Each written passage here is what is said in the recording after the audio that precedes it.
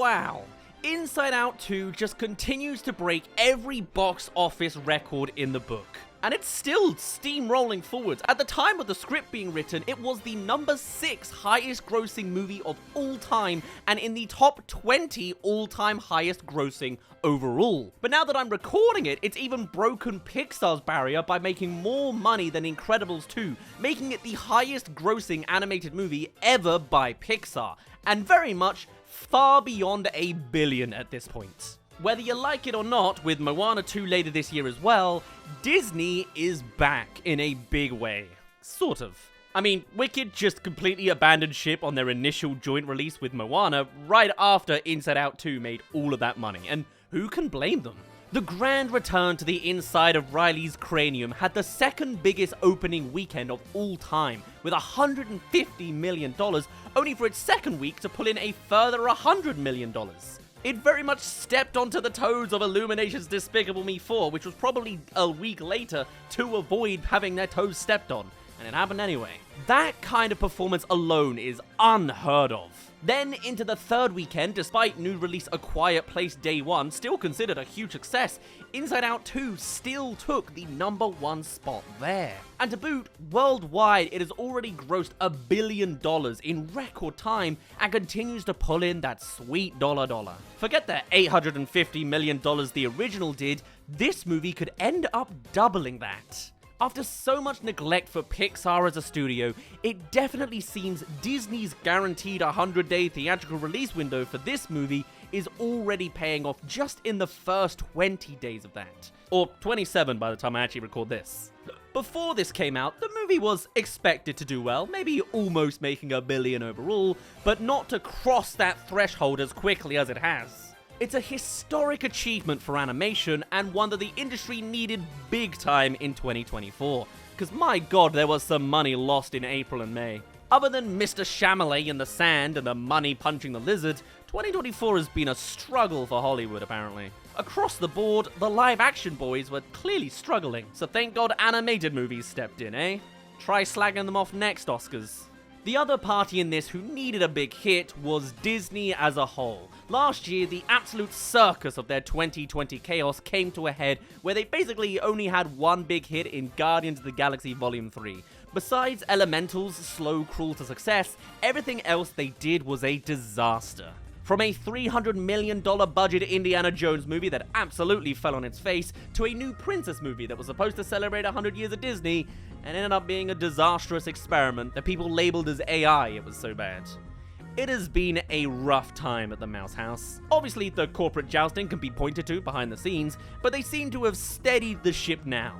But that doesn't mean they were immediately out of the storm, and last year just ended up becoming a straight-up hurricane for them. Lame weather metaphors aside, they needed a hit like Inside Out 2. I know Deadpool and Wolverine is the next big one that they're pushing for, with hopefully a quality resurrection for Marvel Studios. However, I think Inside Out 2's success has been far more important, proving that Pixar as a studio can still put out decent quality movies that can also make money is a mission statement that they can now build on. They needed to stride out beyond Marvel can still make us money and absolutely nothing else that Disney seems to have internalized in recent years. Because for a while, it seemed like the precedent they'd set with putting their premiere animated movies onto Disney Plus had completely killed their ability to make money from animation. You know, see also Lightyear as an example.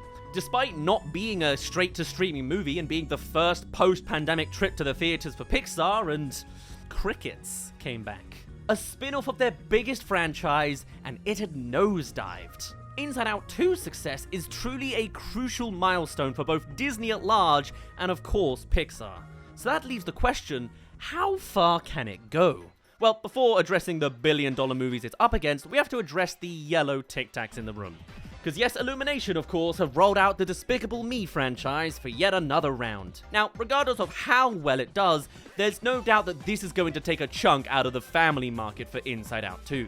It's another major animated release from a recognized franchise, it's inevitable. However, as we all know, this isn't any ordinary franchise. This is the anything with a minion in it will make billions franchise. We can quarrel over the quality of the movies, but there's no doubt that anything Gru or Minion related has consistently delivered aggressively huge financial results for Universal.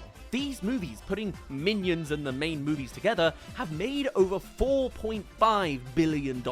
If this one made $1 billion, this franchise is worth over $5 billion. Forget Toy Story, Frozen, Shrek. This thing financially trumps all of them. It is a monster. And that's before even factoring all of that merchandise, which has made around $6 billion. So yeah, as it stands, even more than the movies have. And yet, it hasn't quite cracked the Inside Out 2 octave opening weekend. Part of this has been as the critical reaction has been quite negative when, in terms of the main Despicable Me movies, the franchise has usually fared pretty positively. Now, it still grossed $150 million on its opening weekend, which would be the second biggest opening of the year by some distance, so, not too shabby. Illumination would be fine. The Gentle Minions are still strong with this one.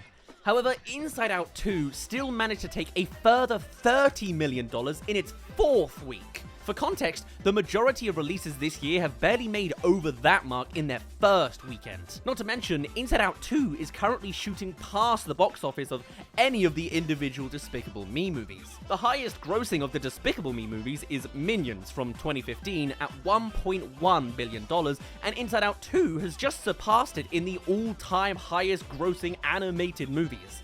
And at this point, I guess we should go through what each of these movies are, the billion-dollar high club of animated movies. So in terms of the animated films in this club, Inside Out 2 has already raced past Zootropolis, Finding Dory, Despicable Me 3, as well as both Toy Story 3 and 4. And as we mentioned previously, Pixar's most successful movie, Incredibles 2 as well. Currently, that pits it at number 5, with Minions now bumped down to number 7. And before going any further, we just need to acknowledge that Inside Out 2 has already surpassed Pixar's full library in its first 3 weeks. It's only been 3 weeks. And it's miles ahead of even Toy Story, Pixar's golden goose. The franchise that is so successful that they've been made to crank out a fifth one, and Inside Out 2 has already outdone both of them. So with that in mind, yeah, Inside Out 3, totally happening. I've already done a video explaining why Inside Out has so much scope as a franchise, especially being a version of Toy Story where you could effectively follow Andy through his entire life. And I'm telling you now, 30 years time, we get Inside Out 10 with Riley as an old lady. Talk about growing up with your fans. And if Pixar don't want to do it, Disney will strong-arm them to do it anyway. Regardless, I thought we'd better address that because just on its own, that is huge. Anyway, it is now $20 million away from overtaking even Disney's Frozen.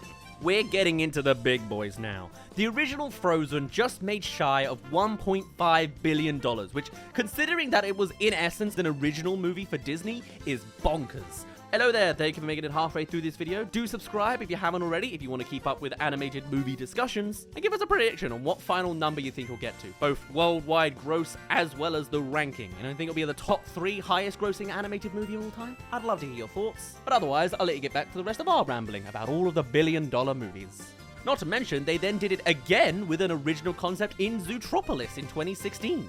And now they're doing a sequel to that now, so yay. With Tangled and Wreck-It Ralph, Disney had established a new era of good quality animated movies that could be successful. But no one saw this movie making this much money. Part of this was accredited to the fact that they released the full Let It Go sequence on YouTube in the build-up to this movie. When putting something on YouTube could tangibly impact the industry like that. However, up to this point, no animated movie had ever gone past $1 billion.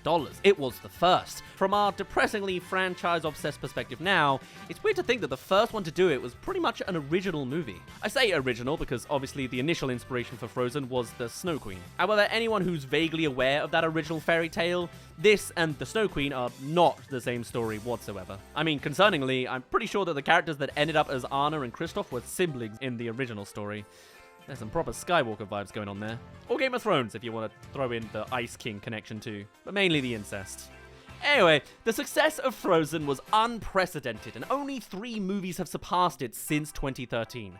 Also, yes, that means every animated movie that grossed over $1 billion happened after 2013. That's just nuts to hear as well. People have been guilty of saying it's just the superhero stuff making this kind of business money, but animation's clearly been doing pretty good on numbers too. The industry and a lot of unfortunate people at large still think it's just for kids, so I guess it's not real money like the live action stuff makes. Shut up, Dad. Thank God for those Disney remakes remaking all these silly cartoons into real movies, am I right? Anyway, one of those billion-dollar kids movies literally came out last year and is the next one Inside Out 2 has to surpass up the mountain after Frozen. That's right, it's the Super Mario Bros. Movie. Before Barbenheimer, this was arguably the movie event of the year. It outgrossed any of the Despicable Me films to become Illumination's biggest earner to date.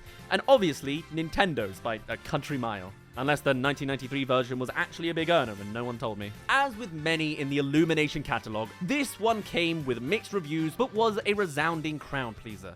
It even got me on this one. I adore this movie in a backwards kind of way. What can I say? The Easter eggs and nostalgia bait worked on me, so deal with it. And despite the uninspired Chris Pratt casting, which is a sentence you could fit into several contexts at this point, they pretty much nailed every other voice casting. Obviously, I'm mainly thinking of Jack Black as Bowser. How could I not? But Anya Taylor-Joy was a pretty good choice too, considering she could probably pull off a live action as Princess Peach as well. Anywho, Mario went on to gross $1.63 billion, so again, a bit of a jump from Frozen. And honestly, this is the point where I'm unsure if Inside Out 2 can get much further than this. After having the family market basically to itself, that Despicable Me 4 disruption may curtail things. Particularly as the huge front-loaded screening attendance would indicate that most people who wanted to see it, which turns out was a lot, have now gone and seen it. And yet, it still pulled in $30 million the same week as Despicable Me 4. Nonetheless, despite its guaranteed 100-day theatrical exclusive release commitment, it may struggle through the coming few weeks. I say struggle, there's no version of this story where you can really apply struggling to Inside Out 2. It could stop making any money from tomorrow, and it's still a mammoth success. I know this video is literally about comparing billion-dollar films. This is an important point to remember that a movie doesn't have to win a competition to be a huge success. I don't care for the Avatar movies whatsoever, you know?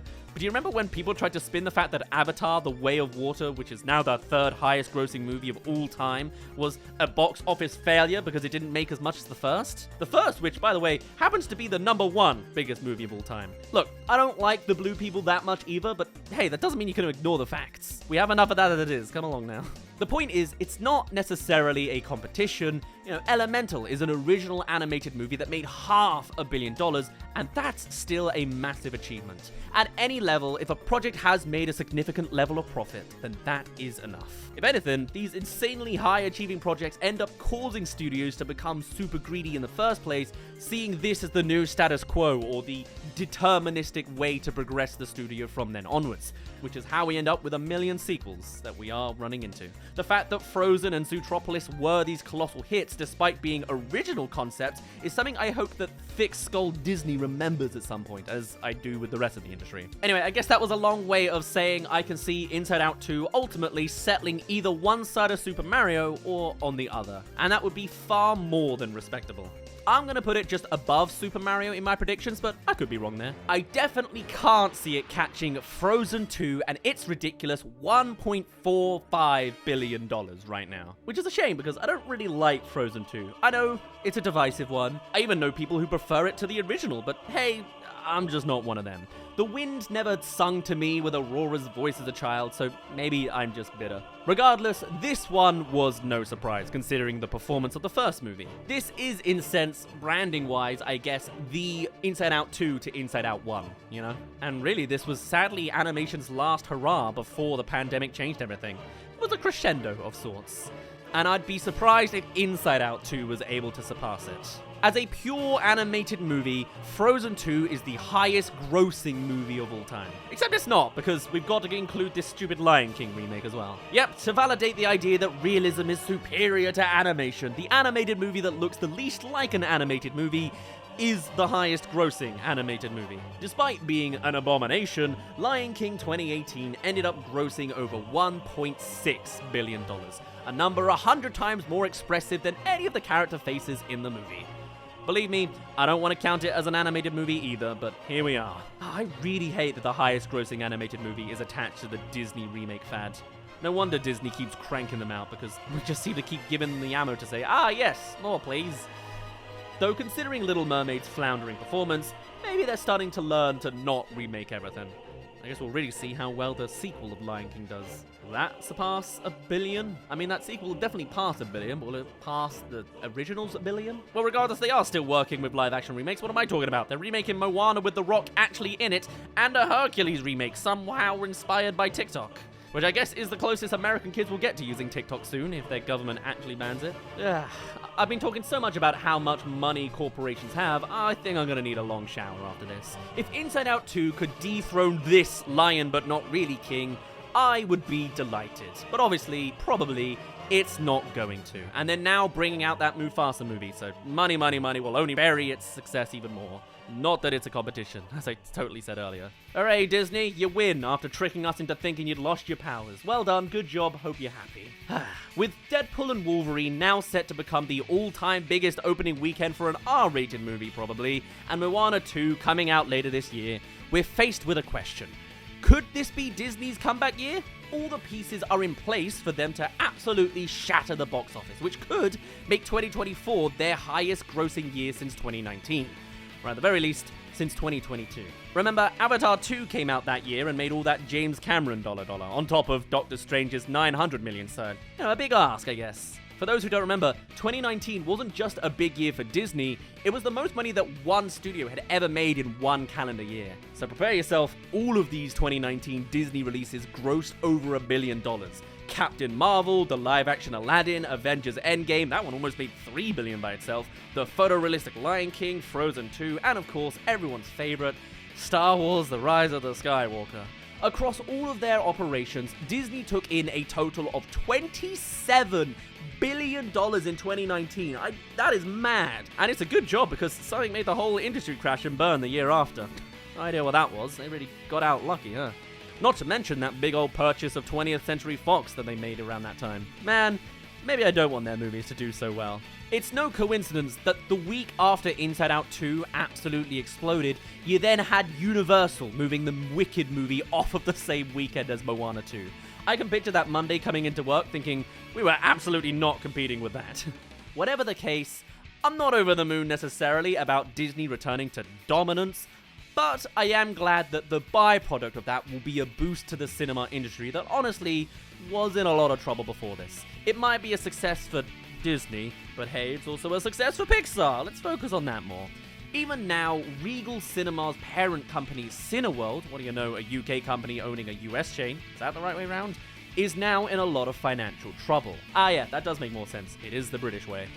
If we're gonna continue in a world with cinemas, instead of everything being streamed forever, then we need more movies like Inside Out 2. I may not like Disney as a larger corporation, but I do like Pixar. And I'm glad. After so much doubt in their abilities to deliver some hit movies, now we can see that they've clearly played an important part in keeping cinemas going. And in that regard alone, that is a super success. The fact that it has already trounced its billion-dollar fellow peers in the form of Zootropolis, Finding Dory, Despicable Me 3, Toy Story 3, Toy Story 4, Minions and Incredibles 2, means this is far and beyond a fantastic success story, the top 5 animated movie grosses of all time, and chances are it might get as far as the 3rd slot as well. But I guess we'll just have to see when Inside Out 2 finally runs out of steam. For now though, I'm gonna end things off there. My name's been Daz. Thank you very much for reaching the end of this video. Do tell me your thoughts on Inside Out 2 and the billion-dollar movie concept, I guess. What number do you think it will get to? That's probably a more accurate question to ask. Let me know your thoughts down below, and I shall see you in a little bit.